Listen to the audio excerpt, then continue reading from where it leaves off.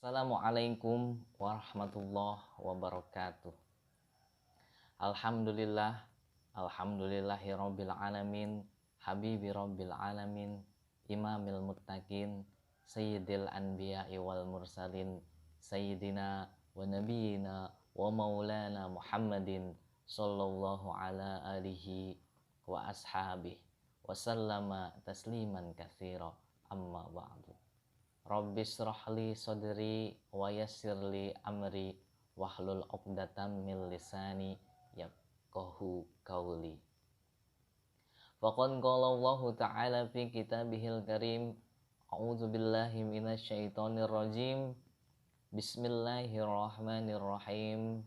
Inna a'tainakal kautsar fasholli li rabbika wanhar inna syani'aka huwal abtar. Alhamdulillah, pada kesempatan kali ini kita bisa bertatap muka, bermuwajahah meskipun secara online karena sedang dalam keadaan darurat COVID-19. Mari sama-sama kita berdoa kepada Allah Subhanahu wa Ta'ala, mudah-mudahan pandemi COVID-19 segera cepat berlalu dan kita semua disehatkan oleh Allah Subhanahu wa Ta'ala, serta kita semua bisa menjalankan aktivitas sebagaimana biasa. Baik, anak-anakku yang saya sayangi, pada pertemuan kali ini saya akan membahas berkaitan tentang Idul Adha, karena kebetulan sekarang alhamdulillah kita telah memasuki bulan Idul Adha dan beberapa hari lagi kita akan melaksanakan sholat Id dilanjut dengan pelaksanaan Idul Kurban. Lalu untuk pembahasan selanjutnya, silahkan anak-anakku simak video berikut. Anak-anakku yang dimuliakan oleh Allah Subhanahu wa Ta'ala, pada kesempatan ini bertepatan dengan bulan Zulhijjah 1441 Hijriah, saya akan memberikan rangkuman materi tentang Idul Adha, yaitu tentang hikmah Idul Kurban, puasa sunnah Idul Adha, dan tata cara sholat Idul Adha. Oke, adapun yang pertama berkaitan tentang Idul Kurban. Bulan Zulhijjah merupakan salah satu bulan yang di dalamnya terdapat beberapa kegiatan ritual ibadah yang dimiliki oleh umat Islam dan yang dilaksanakan oleh umat Islam di seluruh dunia. Di antaranya berkurban, puasa sunnah bulan Zulhijjah, dan melaksanakan sholat Id. Dalam peristiwa kurban, di dalamnya terdapat hikmah kepatuhan seorang hamba, yaitu Nabi Ibrahim alaihi salam, dalam menjalankan perintah Allah Subhanahu wa Ta'ala, dan kepatuhan seorang anak yang soleh terhadap risalah yang dibawa oleh ayahnya Nabi Ibrahim alaihi salam. Padahal sebagai seorang ayah, bisa saja Nabi Ibrahim karena kecintaan terhadap anaknya, beliau tidak melaksanakan perintah Allah untuk menyembelih Nabi Ismail. Dan juga begitupun Nabi Ismail, bisa saja Nabi Ismail kecil menolak untuk disembelih dan pergi meninggalkan Nabi Ibrahim alaihi salam. Akan tetapi ada keyakinan atas Allah Subhanahu wa Ta'ala sehingga Nabi Ibrahim dan Nabi Ismail melaksanakan perintah tersebut. Kemudian Yang kedua, menjelang pelaksanaan sholat Idul Adha, umat muslim disunahkan untuk menjalankan ibadah puasa di bulan Zulhijjah, yaitu pada tanggal 1 sampai tanggal 9 Zulhijjah.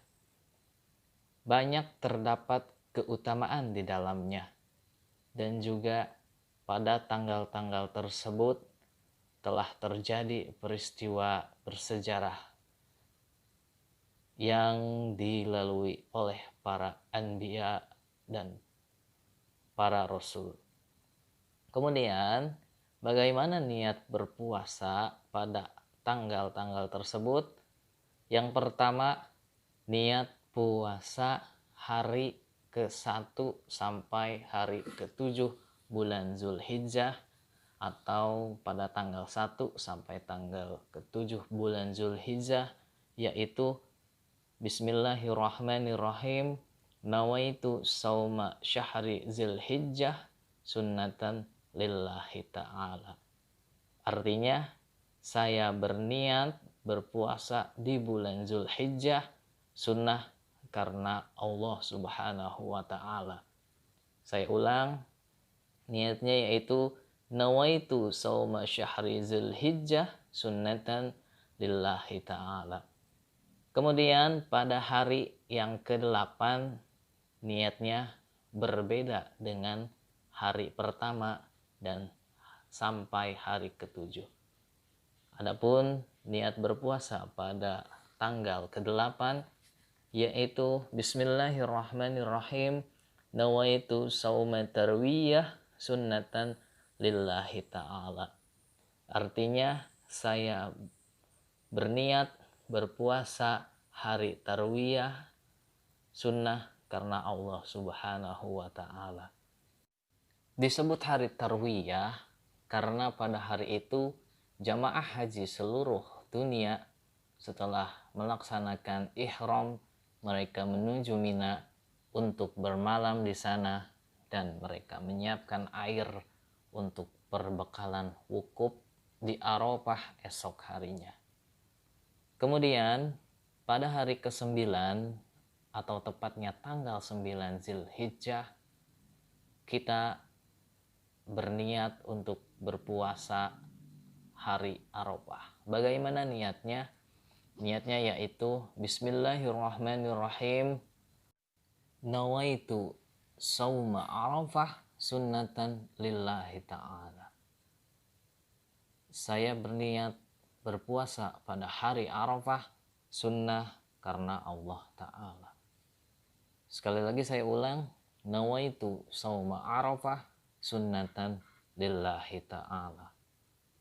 Disebut hari Arafah karena pada hari itu jamaah haji di seluruh dunia sedang melaksanakan wukuf di Arafah. Kemudian pada hari ke-10 bulan Zulhijjah barulah umat Islam melaksanakan sholat Idul Adha. Sebelum kita bahas pelaksanaan sholatnya, mari kita bahas terlebih dahulu amalan-amalan yang disunnahkan sebelum pelaksanaan Idul Adha. Yang pertama, mandi besar atau bersuci, membersihkan diri dari hadas kecil sampai hadas besar. Kemudian yang kedua, memakai wewangian bagi pria. Yang ketiga, mengenakan pakaian yang bersih dan suci. Yang keempat, tidak makan sampai pulang dari sholat Idul Adha, artinya kita berpuasa terlebih dahulu. Yang kelima, mengambil jalan yang berbeda ketika pulang dari Idul Adha, ketika pulang dari sholat Idul Adha. Yang keenam, mengumandangkan takbir. Baik, selanjutnya untuk tata cara sholat Idul Adha, yang pertama kita harus memenuhi terlebih dahulu syarat sah sholatnya, yaitu kita harus suci dari hadas atau najis baik di badan, pakaian maupun tempat sholat kita, harus menutup aurat dan menghadap kiblat. Adapun untuk lafaz niatnya yaitu usolli sunnatan Aidil Adha rakaataini mustaqbilal kiblati adaan lillahi ta'ala. Kemudian pada rakaat pertama tidak langsung mengucapkan doa iftitah, akan tetapi kita membaca takbir sebanyak 7 kali. Sebelum takbir di dalam hati membaca subhanallah walhamdulillah wala ilaha illallah Allahu akbar. Kemudian setelah takbir 7 kali barulah kita membaca doa iftitah dari Allahu akbar kabiro sampai selesai, dilanjut dengan membaca al-fatihah, membaca surat serta melakukan gerakan seperti sholat biasa. Kemudian di rakaat kedua kita setelah bangun dari sujud membaca takbir 5 kali. Seperti rakaat yang pertama, jadi sebelum takbir di dalam hati kita membaca subhanallah, alhamdulillah, wala ilaha illallah, wallahu akbar. Setelah membaca takbir 5 kali, langsung membaca suratul Fatihah dan membaca surat serta melakukan gerakan seperti sholat biasa, kemudian melaksanakan tahiyat dan salam. Setelah selesai sholat, kemudian dilanjut dengan mendengarkan khutbah sholat Idul Adha. Baik, itulah materi untuk pertemuan kali ini, mudah-mudahan bermanfaat. Khudz ma sofa wa da' ma kadar. Ambil yang baiknya, tinggalkan yang buruk. Astaghfirukum kullal af. Summa salatu wassalamu alaikum warahmatullahi wabarakatuh.